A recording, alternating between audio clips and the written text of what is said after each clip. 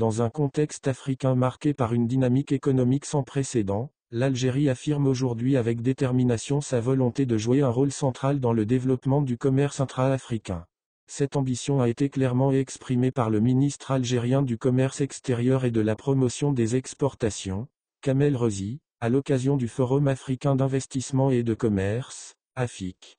Lors de son intervention, il a lancé un appel fort à destination des opérateurs économiques algériens, les incitant à s'impliquer activement dans la 4e édition de la Foire commerciale intra-africaine, IATF. Un événement majeur qui se tiendra du 4 au 10 septembre 2025 à Alger. Cette manifestation constitue une opportunité stratégique, non seulement pour les entreprises nationales, mais également pour le repositionnement global de l'économie algérienne au sein du continent africain. La tenue de l'IATF à Alger n'est pas un hasard, elle reflète une reconnaissance croissante du potentiel de l'Algérie à devenir un acteur incontournable du commerce africain. Kamel Rezi a insisté sur les perspectives économiques concrètes offertes par cette foire, soulignant que les contrats d'affaires et d'investissement qui y seront conclus pourraient atteindre un montant cumulé de 44 milliards de dollars. Dans ce cadre, le ministre a clairement établi un objectif, que l'Algérie parvienne à capter au moins 20% de ce volume, soit environ 9 milliards de dollars. Cet objectif n'est pas simplement symbolique, il traduit une volonté ferme d'inscrire l'Algérie dans une logique de résultats tangibles, où le commerce extérieur devient un véritable levier de croissance nationale. Ne pas atteindre cette cible serait, selon les termes du ministre, un échec, ce qui témoigne du caractère stratégique de cette échéance. Cette ambition s'inscrit dans une dynamique plus large de transformation économique que connaît l'Algérie depuis plusieurs années. Le pays, conscient de la nécessité de sortir de sa dépendance historique aux hydrocarbures, a engagé une série de réformes structurelles visant à améliorer le climat des affaires, à encourager la diversification économique et à stimuler les exportations hors hydrocarbures. Le ministre Rezi a mis en avant les atouts considérables dont dispose l'Algérie, un capital humain qualifié, d'importantes ressources naturelles, une position géographique stratégique au carrefour de la Méditerranée, du Maghreb et de l'Afrique subsaharienne, ainsi qu'un potentiel logistique en cours de renforcement. Tous ces éléments, selon lui, doivent aujourd'hui être mobilisés pour créer des synergies avec les partenaires africains, à travers des projets de coopération et des investissements mutuellement bénéfiques. La volonté de faire de l'Algérie un hub économique régional est également portée par d'importants projets d'infrastructure. Le ministre des Travaux publics, Lakhdar Rakrou, a rappelé l'importance capitale de la route transsaharienne, un corridor de transport stratégique qui reliera Alger à Lagos, au Nigeria, en passant par le Niger.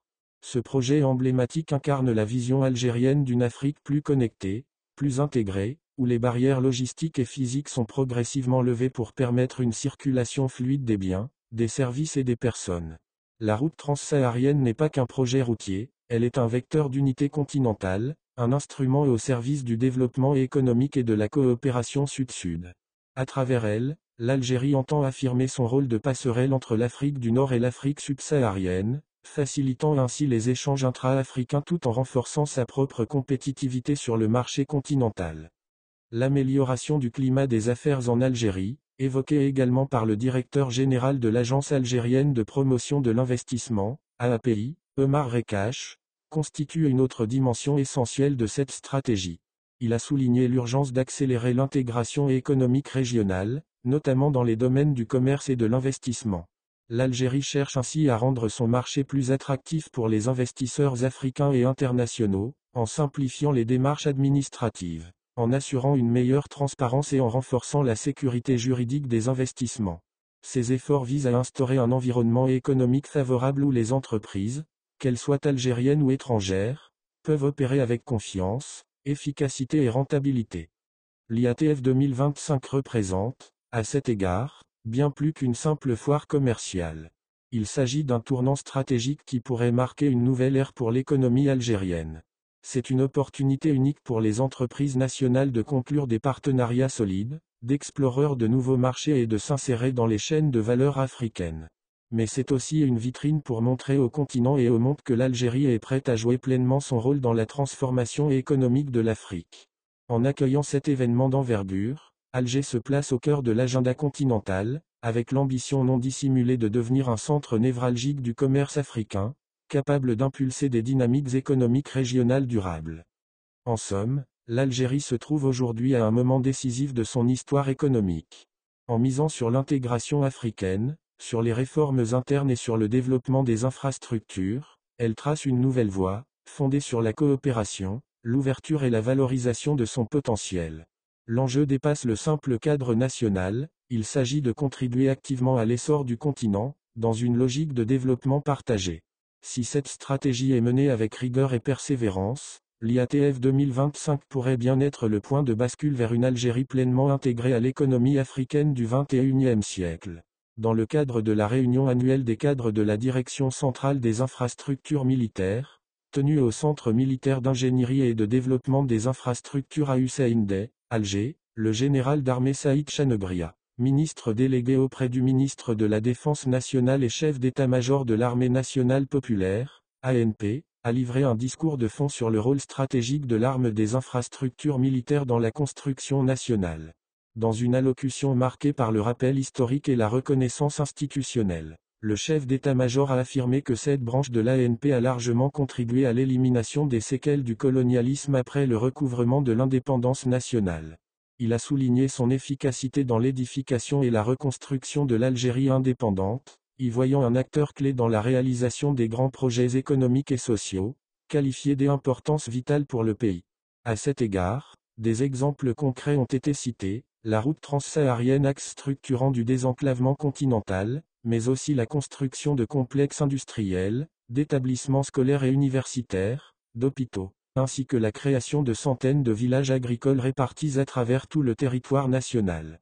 En saluant l'apport de la direction des infrastructures depuis sa création, Saïd Chanegria a rappelé que son socle initial s'est forgé durant la glorieuse révolution de libération nationale. Déjà, durant la guerre, des infrastructures rudimentaires furent construites, apportant un appui logistique décisif aux combattants de l'Armée de libération nationale, ALN. Cette filiation entre lutte armée et construction nationale post-coloniale n'est pas anodine, elle inscrit l'arme des infrastructures dans une continuité historique et stratégique. Le chef d'état-major a mis en exergue la mission centrale de cette branche, poser des fondements solides et durables pour l'ANP à travers la mise en œuvre d'infrastructures militaires de base au profit des forces armées. Il a salué le travail accompli par les personnels de cette arme, qu'il a qualifié de rigoureux et dévoué, porteur d'un engagement sans faille envers la République. Ce discours, suivi par visioconférence par les cadres répartis dans les 6 régions militaires, vise aussi à consolider l'unité et la cohérence d'une action nationale coordonnée. Au-delà de l'aspect technique, cette journée a également été chargée d'une forte dimension symbolique et mémorielle. Après la cérémonie d'accueil, le général d'armée Chanegria a observé un moment de recueillement à la mémoire du défunt Moudjahid, le général-major Ahmed Sanadji, figure emblématique à qui le siège du centre est désormais dédié. Une gerbe de fleurs a été déposée devant la stèle commémorative érigée en son honneur, suivie de la récitation de la Fatiha, en hommage à lui et au valeureux Chouada tombé pour l'indépendance de l'Algérie. Ce geste solennel rappelle le lien indéfectible entre la mémoire des martyrs et la mission actuelle de défense et de construction menée par l'armée nationale. Dans la continuité des travaux, le général a inauguré un nouveau bâtiment technique au sein du centre militaire d'ingénierie. Cette infrastructure vise à renforcer les capacités opérationnelles de la direction dans l'accomplissement de ses missions à venir. Des exposés lui ont été présentés, détaillant les réalisations inscrites dans le plan de charge 2024-2025, les moyens techniques mobilisés, ainsi que les projets programmés pour les mois à venir. Il a ensuite visité les départements techniques du centre, évaluant de près le matériel, les outils et les méthodes déployées. Ce tour d'horizon a culminé avec l'inauguration d'un nouveau musée, dédié aux parcours historiques et à l'évolution de l'arme des infrastructures militaires, documentant ses grandes étapes et son impact décisif sur l'aménagement du territoire national. Ce lieu de mémoire et de pédagogie incarne la volonté de transmettre un héritage, de valoriser l'engagement des ingénieurs et militaires, et de faire connaître aux nouvelles générations le rôle déterminant de cette branche de l'ANP dans l'histoire contemporaine du pays.